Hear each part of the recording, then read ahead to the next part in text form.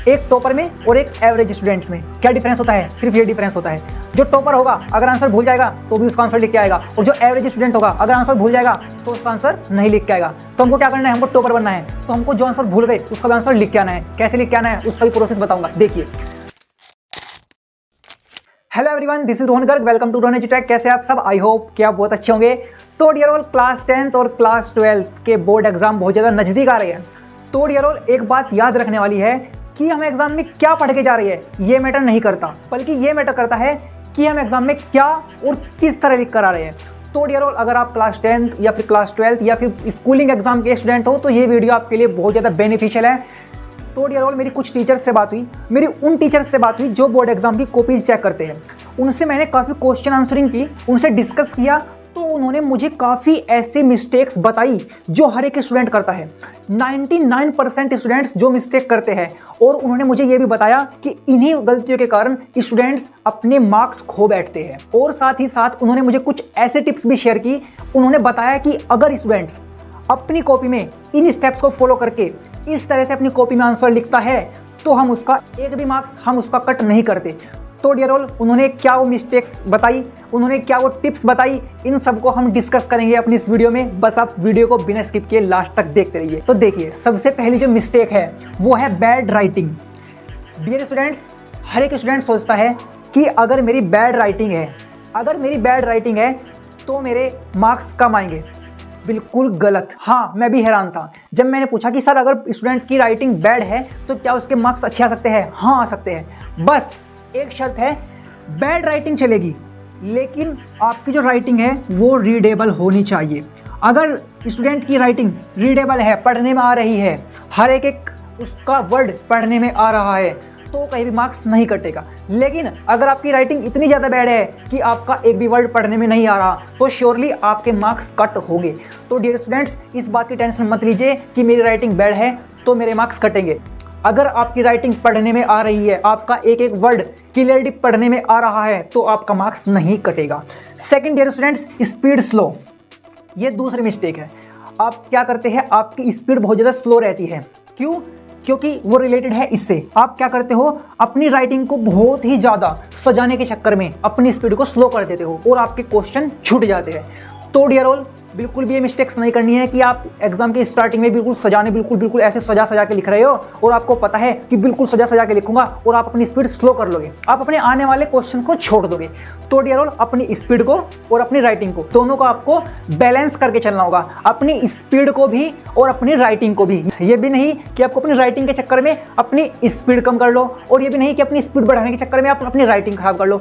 तो dear all, इन दोनों के बीच में आपको बैलेंस बनाकर रखना होगा। थर्ड जो है हमारा, वो है हमारा कट्स इन आंसर। और ये मिस्टेक कहाँ होती है? ये मिस्टेक सबसे ज्यादा आपकी न्यूमेरिकल्स में होती है, आपके मैथमेटिक्स में होती है। अगर आपको लगता है कि ये क्वेश्चन का आंसर मुझे आता है लेकिन इसमें अभी कंफ्यूजन है, तो एक बार उसको कॉपी पर सबसे लास्ट में रफ पेज पर करके देख लो।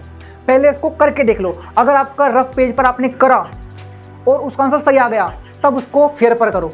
लेकिन अगर आपको कन्फ्यूजन है कि नहीं ये मेरे गलत लग रहा है, मैं इसमें मिस्टेक कर सकता हूँ, तो डियर ऑल, बिल्कुल भी भूल कर डायरेक्ट फेयर करने की मत सोच लेना, बिल्कुल मत सोच लेना। अगर आपको थोड़ा सा भी डाउट है कि इसमें मिस्टेक हो सकती है या इसके पॉइंट इधर उधर मैं गलती कर सकता हूँ, मैं कन्फ्यूज हूँ इसमें, तो डियर ऑल, सबसे पहले उसको रफ पेज पर करके देख लो। रफ पेज पर स्टेप बाय स्टेप करने के बाद, मैं ये नहीं कहता कि रफ पर आप उसको पूरा करके देखो, रफ पर आप उसको शॉर्ट में करके देखो। जब आपने देखा कि हाँ यहाँ मिस्टेक कर सकता था, मैंने इस मिस्टेक को अवॉइड कर दिया, अब उसको फेयर पर जाकर करो। क्या हुआ? ज़्यादा से ज़्यादा आपका 1 मिनट लगा, उस 1 मिनट में लेकिन आपने क्या किया, अपनी कॉपी में कट होने से बचा लिया।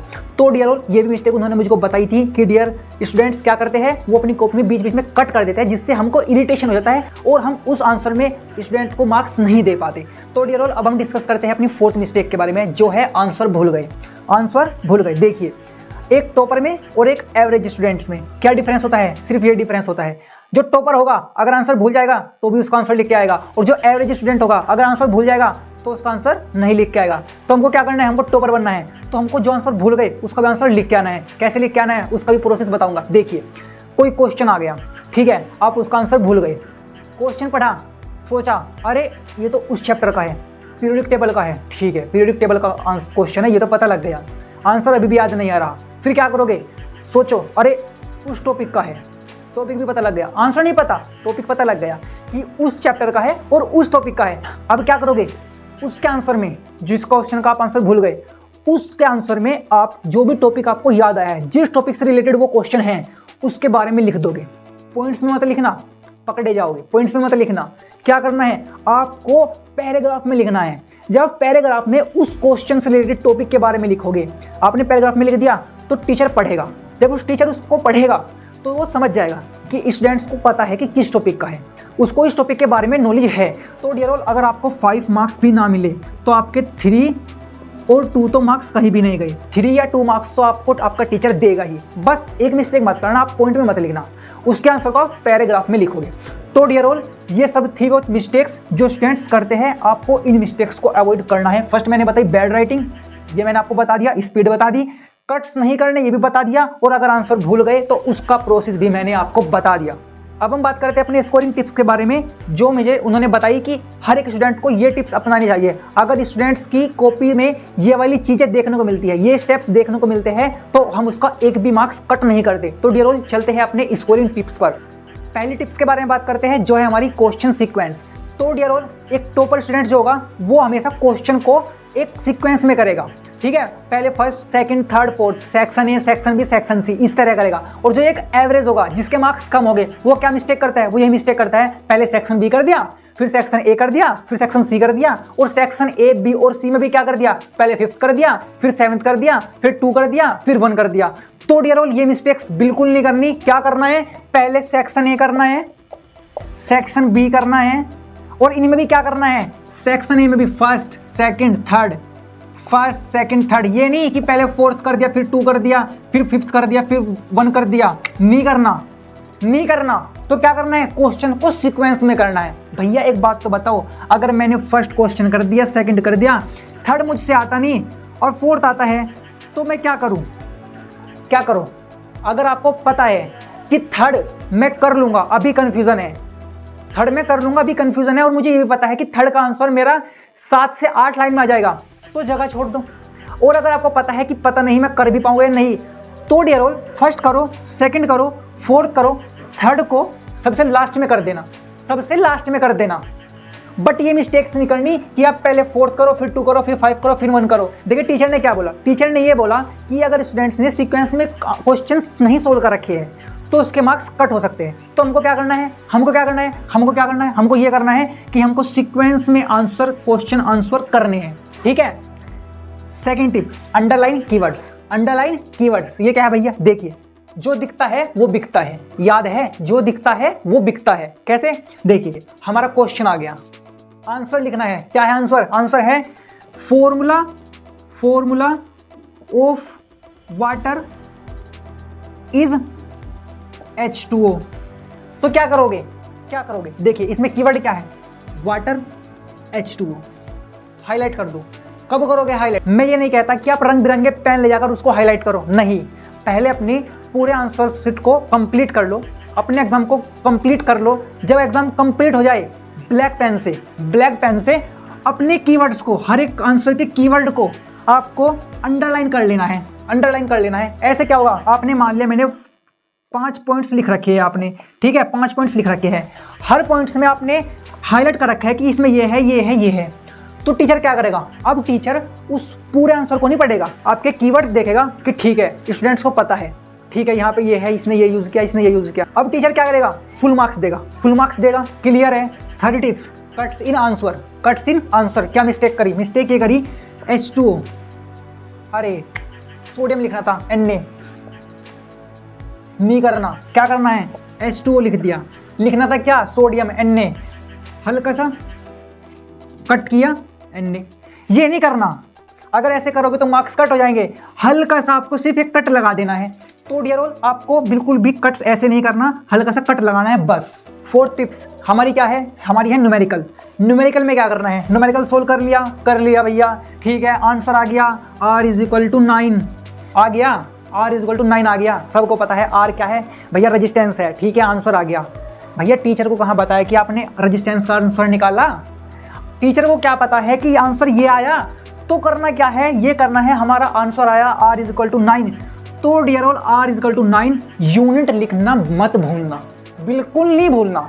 तो R equal to 9 ohm. Second क्या करना है, आंसर को बॉक्स में बंद कर देना है। अब टीचर क्या करेगा, क्वेश्चन का आंसर देखेगा, सिर्फ सॉल्यूशन बहुत रेयर केस में चेक करेगा, सिर्फ और सिर्फ आपका आंसर चेक करेगा। टीचर जैसे ही आंसर पर आपके आएगा, देखेगा अच्छा न्यूमेरिकल का आंसर स्टूडेंट्स ने सोल्व करा, बॉक्स में बंद करा, अच्छा ठीक है ये आंसर है, मतलब आंसर सही है। चेक करेगा आंसर सही है गलत है, देखा आंसर सही है, मार्क्स कंप्लीट, मार्क्स पूरे देगा। ठीक है डियर स्टूडेंट्स, तो आपको क्या करना है न्यूमेरिकल में, अपने हर एक आंसर के जो भी आपका आंसर आया उसकी यूनिट को लिखना नहीं भूलना, आंसर को बॉक्स में बंद कर देना है। ठीक है डियर ऑल। फिफ्थ टिप्स जो है हमारी डिफरेंस बिटवीन। देखिए हमारे एग्जाम में काफ़ी क्वेश्चन में डिफरेंस पूछ लेता है, उसमें हम क्या करते हैं, मतलब डिफरेंस पूछ लिया, ठीक है, फर्स्ट हमने बता दिया, ठीक है ये है, इसका फर्स्ट बता दिया ये है। अब सेकंड जब हम करेंगे तो सेकंड हम क्या करते हैं, नेक्स्ट लाइन से ही कर देते हैं, सेकंड नेक्स्ट लाइन से ही कर देते हैं। बिल्कुल नहीं करना, बिल्कुल नहीं करना।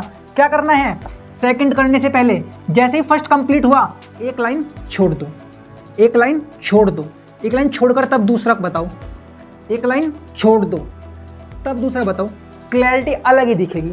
जब आप डिफरेंस बिटवीन करोगे, जब आप हर एक पॉइंट के बाद में एक लाइन छोड़ोगे, क्लैरिटी अलग ही दिखेगी आंसर की। और जब टीचर को हर एक आंसर की, हर एक पॉइंट्स की क्लैरिटी दिखेगी, तो भाई पूरे मार्क्स मिलेंगे ही मिलेंगे। तो डियर ऑल, कौन सी मिस्टेक्स को आपको नहीं करना चाहिए और किन टिप्स को आपको फॉलो करना चाहिए, मैंने आपको सभी बता दिया है। तो डियर ऑल, आई होप कि वीडियो आपके लिए बहुत ज़्यादा बेनिफिशियल रही होगी। तो डियर ऑल, अगर आपको वीडियो अच्छी लगी हो तो अपने फ्रेंड्स को भी शेयर कर दो। तो डियर स्टूडेंट्स, अगर आपको वीडियो अच्छी लगी हो तो वीडियो को लाइक करें, प्यारा से कमेंट करें, और डियर स्टूडेंट्स अगर आप हमारे चैनल पर नए हैं तो चैनल को सब्सक्राइब करें। Thank you so much. सफर आपकी मंजिल तक। All the best for your exam.